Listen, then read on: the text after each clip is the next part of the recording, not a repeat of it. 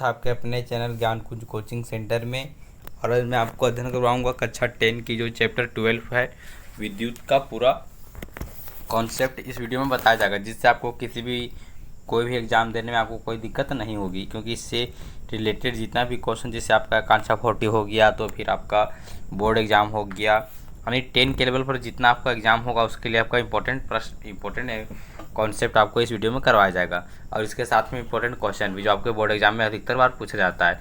तो वीडियो को लास्ट तक देखते रहिए और अच्छी लगी तो लाइक करें। अगला पहला इसमें देखिए क्या बोला है, विद्युत क्या बोला है, आवेश क्या होता है। तो आवेश परमाणु का एक मूल कण होता है, या धनात्मक भी हो सकता है ऋणात्मक। आवेश मतलब होता है चार्ज, इंग्लिश में बोले तो चार्ज। तो देखिए चार्ज एक परमाणु का मूल कण होता है, या देखिए ऋणात्मक भी, यानी चार्ज होता है माइनस में भी होता है और प्लस में भी होता है, इसलिए बोला है माइनस को ऋणात्मक, यहाँ पर बोला है प्लस को बोला है धनात्मक। दूसरा बोला है समान आवेश एक दूसरे को प्रतिकर्षित करते हैं। समान आवेश एक दूसरे को प्रतिकर्षित करते हैं मतलब रिपल्सन करते हैं। जैसे मान लीजिए इधर भी प्लस है मेरा, ये भी मेरा इधर से भी प्लस जा रहा है, इधर से भी मेरा प्लस जा रहा है, तो यह करते हैं एक दूसरे को प्रतिकर्षित करते हैं, रिपल्सन करते हैं, मतलब एक दोनों आपस में सटना नहीं चाहेंगे। ये इधर इसको ठेलेगा और इसको धकेलेगा इधर। अगला असमान आवेश एक दूसरे को आकर्षित करते हैं। एक समान, मान लीजिए एक तरफ प्लस है एक तरफ माइनस है, तो एक दूसरे को क्या करेंगे, अपनी ओर आकर्षित करेंगे, यानी अपनी ओर खींचेंगे। इसी को बोलते हैं आवेश। समझ में आ गया होगा। अगला प्रश्न बोला है जो कूलॉम, आवेश का ऐसा मात्रा क्या होता है, तो आवेश का वैसे मात्रा कूलॉम होता है।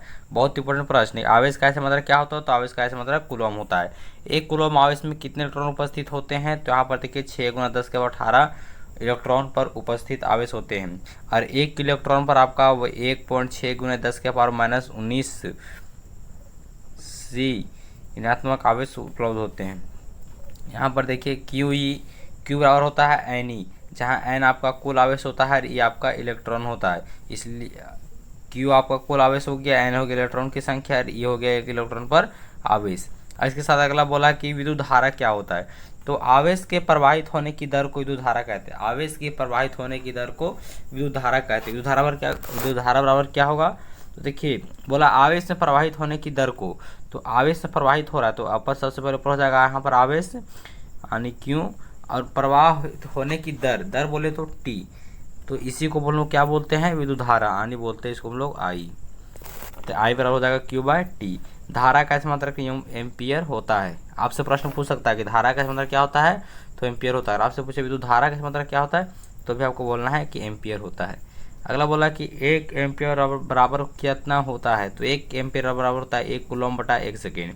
और 1 मिली एम्पियर बराबर होता है -10 के पावर -3, और 1 माइक्रो एम्पियर के बराबर होता है 10 के पावर -6 एम्पियर।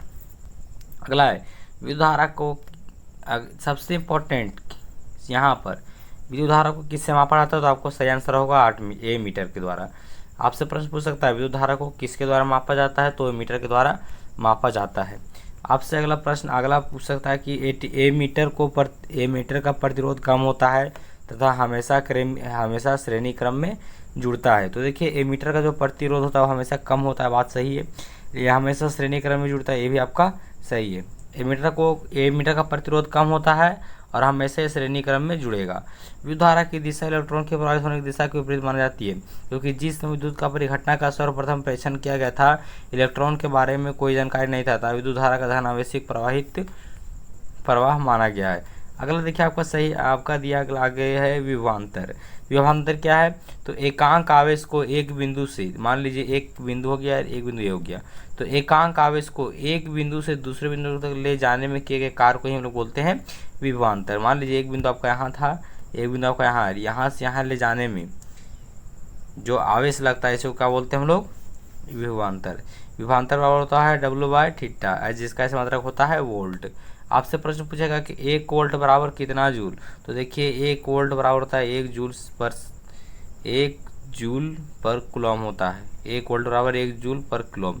तो 1 वोल्ट क्या होता है, तो जब 1 कूलम आवेश को लाने के लिए 1 जूल कार्य किया जाता है तो विभवांतर 1 वोल्ट कहलाता है। आपसे प्रश्न पूछेगा कि 1 वोल्ट कब कहेंगे, तो जब 1 कूलम आवेश को लाने के लिए 1 जूल का कार्य किया जाता है तो विभवांतर 1 वोल्ट कहलाता है। अगला है वोल्ट मीटर। तो देखिए वोल्ट मीटर क्या होता है, तो विभवांतर का मतलब क्या होता है वोल्ट, अब विभवांतर को मापने के लिए जिसका उपयोग किया जाता है उसे बोलते हैं वोल्ट मीटर। तो देखिए विभवांतर को मापने की एक युक्ति, इसका प्रतिरोध ज़्यादा होता है और यह हमेशा पार्श्वक्रम में जुड़ता है। वोल्ट मीटर का प्रतीक आपको इस तरह से किताब में देखने को मिलेगा, या तो कहीं और देखिएगा तो आपको इस तरह का वोल्ट मीटर देखने को मिलेगा। अगला आपके सामने दिया है सेल। तो यह एक सरल युक्ति है जो विभवांतर को बनाए रखती है। विद्युत धारा हमेशा उच्च विभवांतर से निम्न विभवांतर की तरफ प्रवाहित होती है। विद्युत धारा किस में प्रवाहित होती है? तो हाई लेवल से आपका लोवेस्ट में जाता है, यानी सबसे मान लीजिए यहाँ 15 वोल्टेज है, 14 का है, तो मान लीजिए आपका 2 का है, तो ये हाई से लोवेस्ट में जाती है इस विद्युत धारा। अब अगला वाला विद्युत परिपथ में सामान्यता उपयोग होने वाले कुछ अवयव का प्रतीक दिया है। देखिए सबसे पहले आपको दिया है विद्युत सेल। तो अब इस तरह का रहेगा तो आपको समझ आना है कि विद्युत सेल है। अगर आप एक इस तरह रहेगा तो आपको समझना है कि विद्युत सेल है। अगर इस ऐसा आकृति बहुत सारा है, जैसे मान लिया आपको सेकंड आकृति में दिया इसमें, अगर इस तरह तो आपको समझना है कि बैटरी है और सेलों का संयोजन है। इस तरह का रहेगा तो आपको समझना है कि खुला प्लग कुंजी अथवा स्विच है, आपको समझना है कि यहाँ बंद स्विच है। अगला है तार संधि। तार संधि मतलब तार जहाँ जुड़ा होता है, देखिए एक तार इधर से था, एक ऊपर से बीच में यहाँ जुड़ा था, इसको बोलते तार संधि। यहाँ बोला बिना संधि के तार क्रॉसिंग, बिना संधि के तार क्रॉसिंग यानी बिना जुड़े हुए। मान लीजिए एक इधर से है, अब हमको इस पार से इस पार, इधर से हमको इधर से ले जाना है तार, तो क्या करेंगे, बिना इसके साथ सटाए हुए हमको ये पार से मान लीजिए उठा करके ये पार से इसे ले गए, यानी इसमें सटना नहीं चाहिए, यहाँ पर सटना नहीं चाहिए। इसी को बोलते बिना संधि के तार क्रॉसिंग, और इसी को इस तरह से दर्शाया जाता है। विद्युत बल को इस तरह दिखाया जाता है, प्रतिरोधक को इस तरह से दर्शाया जाता है। अगला देखिए यहाँ पर परिवर्ती प्रतिरोधक तो धारा नियंत्रक, इसी को बोलते हैं परिवर्ती या धारा नियंत्रक। ए मीटर जहाँ है आपका ए लिखा रहेगा और वोल्ट मीटर में आपका भी लिखा रहेगा। सबसे इंपॉर्टेंट और वेरी इंपॉर्टेंट है जो आपको इस बार एग्जाम में देगा, 100% गारंटी है कि आपका इस बार एग्जाम में ये देगा। कैसे देगा आप लोग ध्यान से देंगे। बोलेगा कि ओम का नियम क्या है, इसे सत्यापित करें। तो देखिए किसी विद्युत धारा में आपको लिखना कुछ नहीं है, बस लिखना है कि किसी विद्युत परिपथ में धातु के तार के दो सिरों के बीच विभवांतर उसमें प्रवाहित होने वाली विद्युत धारा के समानुपाती होती है, परंतु तार के ताप समान रहना चाहिए। इसलिए हो जाएगा V गुना R, यानी V बराबर IR।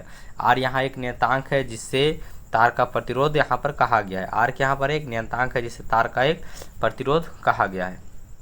जैसे आपका यहाँ दिया हुआ है, इधर आपका यहाँ से ग्राफ स्टार्ट हुआ, ये आपका विभवांतर था, ये आपका धारा था, और विभवांतर और धारा का जो हमको मिला ये आपका हो गया तार का प्रतिरोधक, यानी यही हो गया आपका ओम का नियम दर्शा दिया।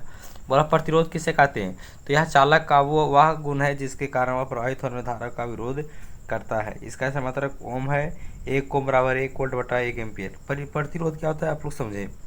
मान लीजिए आपका एक तार है,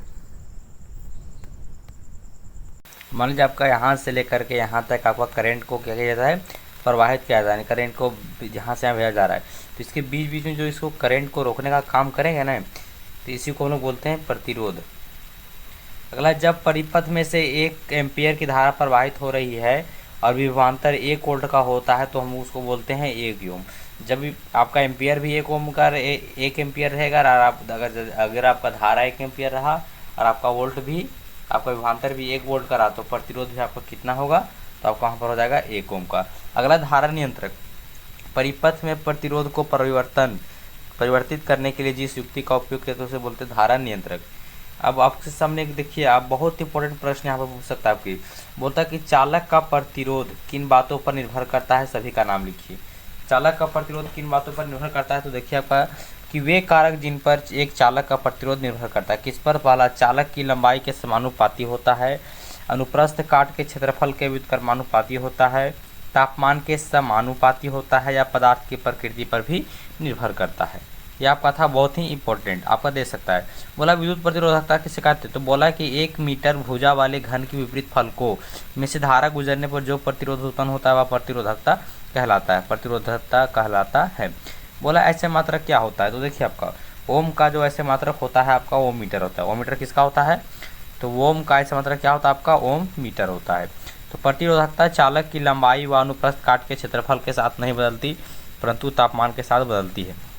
प्रतिरोधकता चालक की आपसे प्रश्न पूछेगा कि प्रतिरोधकता कब बदलती है, तो आपको बोलना है कि चालक की लंबाई और अनुप्रस्थ काट के क्षेत्रफल के साथ नहीं बदलती, लेकिन आपके तापमान के साथ परिवर्तित होती है। तापमान के साथ अगर प्रतिरोधकता को किया जाएगा तो आपका यहाँ पर तापमान हो जाएगा, बदल जाएगा। धातुओं और मिश्र धातुओं का यहाँ बोला धातुओं और मिश्र धातुओं के प्रतिरोधकता परिसर 10⁻8 से 10⁻6 ओम मीटर के आसपास होता है। मिश्र धातुओं की प्रतिरोधकता उनकी अवयवी धातुओं से अपेक्षाकृत अधिक होती है, यानी मिश्र धातुओं की जो प्रतिरोधकता है धातुओं से अधिक होता है, उसका जो प्रतिरोधकता वो अधिक होता है। बोला है मिश्र धातुओं का उच्च तापमान पर शीघ्र ही अपचयन नहीं होता। मिश्र धातुओं का क्या होता है कि उच्च तापमान पर, ज़्यादा अगर हाई टेम्परेचर रहेगा तो जल्दी जलेगा ही नहीं, जल्दी पिघलेगा ही नहीं, अतः इनका उपयोग तापन युक्तियों में होता है। जैसे तापन युक्तियों कहने का अर्थ हुआ, जैसे मान लीजिए कि बहुत से उसको तापमान के लिए उपयोग किया जाता है। जैसे मान लीजिए आपका हीटर हुआ, तो हीटर क्या हुआ कि अगर मान लीजिए आपका हीटर है तो हीटर में क्या होता है कि इसमें आपको देखते हैं कि जाली, इस तरह से जाली कुछ लगाया जाता है। तो जाली लगाया जाता है, क्या होता है कि मिश्र धातु होता है और यही मिश्र धातु जलने का काम करता है, यानी तपने का काम करता है, इसलिए इसको बोला गया है कि तापन युक्तियों में इसका प्रयोग होता है। अगला बोला तांबा एल्युमिनियम का उपयोग विद्युत संचरण के लिए किया जाता है, क्योंकि उनकी प्रतिरोधकता बहुत ही कम होता है, यानी करंट उसमें बहुत ही कम खाता है। तो यहाँ बोला कि तांबा एल्युमिनियम का उपयोग क्या किया जाता है, विद्युत संरक्षण के लिए, यानी विद्युत के तारों में किया जाता है इसका उपयोग, तांबा एवं एल्युमिनियम का। अगला प्रतिरोधकता का श्रेणी क्रम संयोजन। देखिए प्रतिरोधकों का श्रेणी क्रम संयोजन क्या होता है।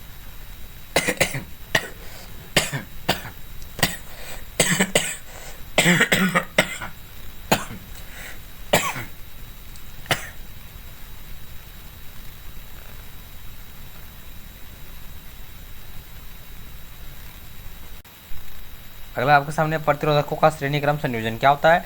जब दो या तीन प्रतिरोधकों को एक दूसरे से, एक सिरे से दूसरा में सिरा मिलाकर जुड़ाता तो संयोजन श्रेणी क्रम संयोजन कहलाता है। क्या हुआ यहाँ पर, देखिए क्या बोल रहा है, सो समझने का प्रयास कीजिए, समझ में आ जाएगा, क्योंकि बहुत इंपॉर्टेंट है। आपसे प्रश्न पूछता है कि पर श्रेणी क्रम संयोजन को सत्यापित करिए, या तो श्रेणी क्रम संयोजन किससे कहते हैं, इसे सत्यापित करिए। आपका लगता है 2009 से लेकर के अभी तक में लगभग इस क्वेश्चन को अगर 2009 से अगर 2022 तक देखें तो आपको कम से कम 11-12 साल में ये क्वेश्चन को 10 बार जरूर पूछा होगा। इतना इंपॉर्टेंट प्रश्न, इसलिए मिस नहीं कीजिएगा।